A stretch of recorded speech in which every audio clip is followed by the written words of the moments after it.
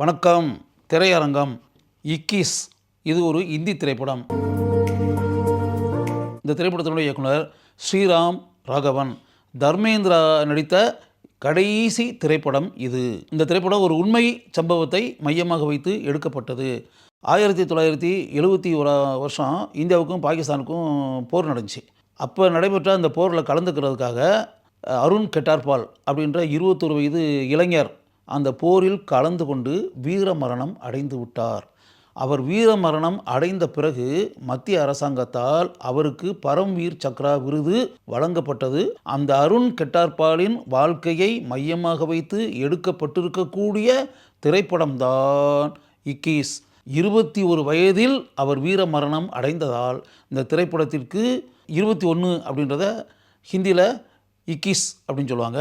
அதனால் இந்த திரைப்படத்துக்கு இக்கீஸ்ன்னு சொல்லியே பேர் வச்சுருக்காங்க. இந்தியாவிலேயே இதுவரை பரம்வீர் சக்ரா விருது வாங்கினாங்க இல்லையா, அந்த விருது வாங்கினவங்களையே வயது குறைந்தவர் இந்த அருண் கெட்டார்பால் தான். படத்தினுடைய ஆரம்ப காட்சியில் கார்கில் வாரெல்லாம் முடிஞ்ச பிறகு வீர மரணம் அடைந்த அருண் கெட்டார்பாலினுடைய தந்தையான முன்னாள் இராணுவ அதிகாரி ஃபார்மர் பிரிகேடியர் அவர் எம்எல் கெட்டார்பால் அந்த கதாபாத்திரத்தில் நடிச்சிருக்கிறது தான் Dharmendra.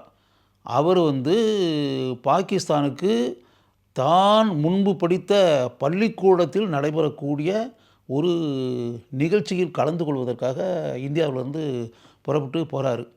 Reunion of students, former students அப்படின்ல முன்னாள் மாணவர்களுடைய சங்கமம். போன இடத்தில் முன்னாள் பாகிஸ்தானிய போர் வீரர் ஒருத்தரை பார்க்குறாரு. அவர் இவரை அழைச்சிட்டு போகலாம் அப்படின்றதுக்காக வந்திருக்காரு. இந்தியா பாகிஸ்தான் பிரிவினைக்கு முன்னாடியே அங்கு இளம் வயதில் படித்தவர் இந்த பிரிகேடியர். அந்த பாகிஸ்தான் போர் வீரர் இவரை வரவேற்று அழைச்சிட்டு போகிறாரு. அவர் முன்னாள் இராணுவ வீரர் அப்படின்றதுனால உங்கள் வீட்டில் நான் தங்கிக்கிறலாமா அப்படின்னு சொல்லிட்டு கெட்டார்பால் கேட்குறாரு. அவர் மனப்பூர்வமாக சந்தோஷத்தோடு சம்மதிக்கிறாரு. அவங்க வீட்டில் தான் இவர் தங்கியிருக்காரு. அது பிறகு அந்த பள்ளிக்கூடத்தில் அந்த நிகழ்ச்சி நடக்குது. அந்த பள்ளிக்கூடத்தில் நடைபெற்ற நிகழ்ச்சியில் போய் இவர் கலந்துக்கிறாரு. இவரை மேலும் பல இடங்களுக்கும் அந்த முன்னாள் பாகிஸ்தானிய இராணுவ வீரரான நிசார் இவரை அழைச்சிட்டு போகிறாரு.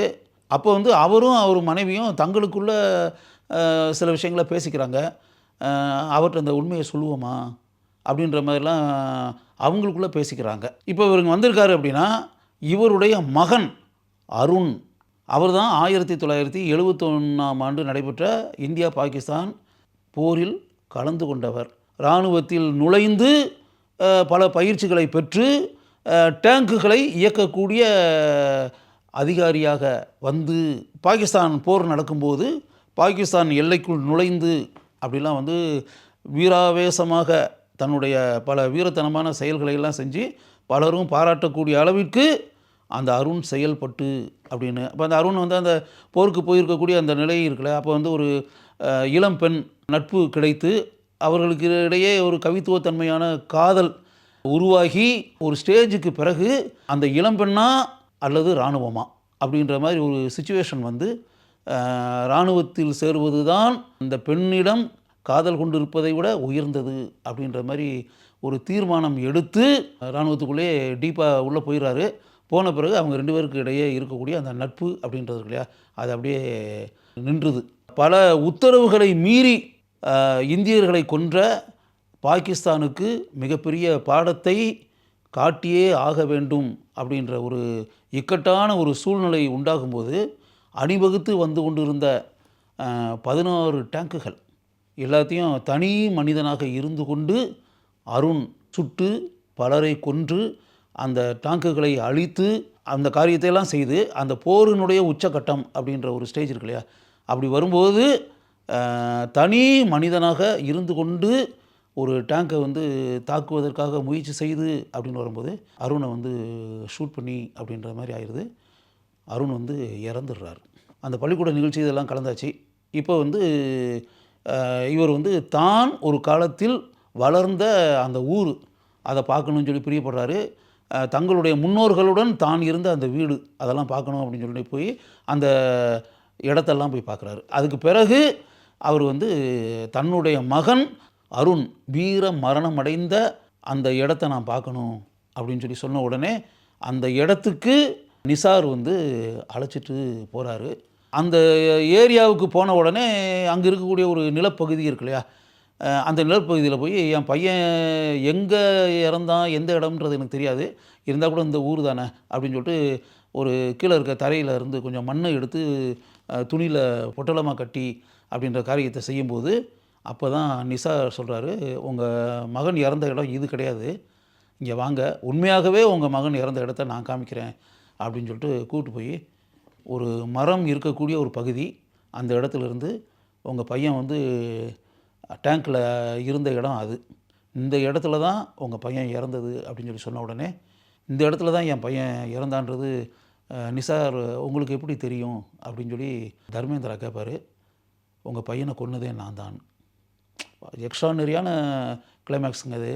உண்மையாகவே இப்படிப்பட்ட ஒரு பதில் வரும்னு சொல்லிட்டு தர்மேந்திரா கொஞ்சம் கூட எதிர்பார்த்துருக்கவே மாட்டார். இப்படி பதில் வந்த உடனே தர்மேந்திராவுடைய ரியாக்ஷன் என்னவாக இருக்கும் அப்படின்ற மாதிரி நம்ம அப்படியே நினைப்போம்ல. அவர் அப்படியே சொல்லுவார், அவர் அப்படியே அந்த புன்னகை ததும்பக்கூடிய அதே முகத்தோடு சொல்லுவார். ஒரு வகையில் யோசித்து பார்த்தா, தன்னுடைய நாட்டை காப்பாற்றணுன்றதுக்காக என் மகன் இறுதி வரை போராடி இருக்கிறான், அதே போல் உங்கள் நாட்டை காப்பாற்றணும் அப்படின்றதுக்காக நீங்கள் போராடி இருக்கீங்க. 2 போர் வீரர்கள் தங்களுடைய நாடுகளை காப்பாற்ற வேண்டும் என்பதற்காக போராடி இருக்கிறீர்கள் அப்படின்றத என்னால் உணர முடியுதுன்னு. என்ன எக்ஸ்ட்ரானரியான கிளைமேக்ஸு, யோசித்து பாருங்கள்.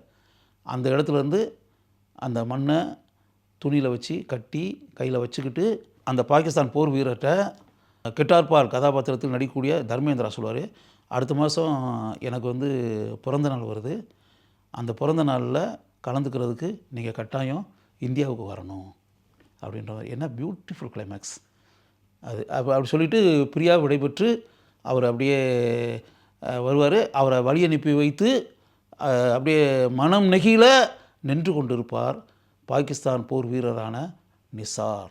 இந்த காட்சியுடன் இந்த திரைப்படம் முடிவடைகிறது. படத்தினுடைய இறுதியில் வந்து அந்த பரம்வீர் சக்ரா விருது வழங்கப்பட்டது. அந்த தகவல்கள் எல்லாமே உண்மையான அந்த அருண் இருக்கார்ல, அவருடைய புகைப்படம் இதெல்லாம் காமிச்சு படத்தை ஃபினிஷ் பண்ணியிருக்காங்க. அந்த எம்எல் கெட்டார்பால் அப்படின்ற அந்த பிரிகேடியர் கதாபாத்திரம் இருக்குல்ல, ஃபார்மர் பிரிகேடியர், அந்த கதாபாத்திரத்தில் படம் முழுக்க தர்மேந்திரா உயிர்ப்புடன் வாழ்ந்திருக்கிறார். அந்த கதாபாத்திரத்துக்கு தர்மேந்திரா கச்சிதமாக பொருந்தி இருக்கிறார். அலட்டிக்கிறாத நடிப்பு, பிகினிலிருந்து கிளைமேக்ஸ் வர தன்னுடைய தனித்துவ தன்மை கொண்ட மிகச்சிறந்த நடிப்பை தர்மேந்திரா வெளிப்படுத்தி அந்த கதாபாத்திரத்தை நம்முடைய மனங்களில் ஆழமாக பதிய வைத்திருக்கிறார். இந்த திரைப்படம் திரைக்கு வரும்போது தர்மேந்திரா உயிருடன் இந்த மண்ணில் இல்லாமல் போய்விட்டாரே என்ற கவலை படத்தை பார்த்து கொண்டிருக்கக்கூடிய அனைவருக்கும் உண்டானது. அருண் கெட்டார்பால் கதாபாத்திரத்தில் நடித்திருப்பவர் அகஸ்தியா நந்தா. இளமை ததும்பக்கூடிய துடிப்பான சுறுசுறுப்பான கதாபாத்திரம். அந்த கதாபாத்திரத்திற்கு இந்த இளைஞர் மிகவும் அருமையாக பொருந்தியிருக்கிறார். படத்தினுடைய பிகினிங்கிலிருந்து அவர் இறக்கும் தருவாய் வரை அருமையாக நடித்து அந்த கதாபாத்திரத்தை நம்முடைய மனங்களில் ஆழமாக இவர் பதிய வைத்திருக்கிறார். ஜெய்தீப் அஹ்லாவாத் இவர்தான் நிசார் கதாபாத்திரத்தில் நடித்திருப்பவர். மிகவும் இயல்பாக இவர் நடித்திருக்கிறார். அருண் கெட்டார்பாலின் வாழ்க்கையை மையமாக வைத்து எடுக்கப்பட்டிருக்கக்கூடிய இந்த திரைப்படத்தை மிகவும் சிறப்பாக பாராட்டக்கூடிய அளவிற்கு ஸ்ரீராம் ராகவன் இயக்கியிருக்கிறார். இந்தியா பாகிஸ்தான் போரில் தன்னுடைய 21ஆம் வயதில் வீர மரணம் அடைந்து பரம்வீர் சக்ரா விருதை பெற்ற அருண் கெட்டார்பாலின் வாழ்க்கையை மையமாக வைத்து எடுக்கப்பட்டிருக்கக்கூடிய இக்கிஸ் திரைப்படத்தை கட்டாயம் ஒரு முறை பாருங்கள். உங்களுக்கு அது மனதில் நிற்கக்கூடிய அருமையான திரைப்படமாக இருக்கும்.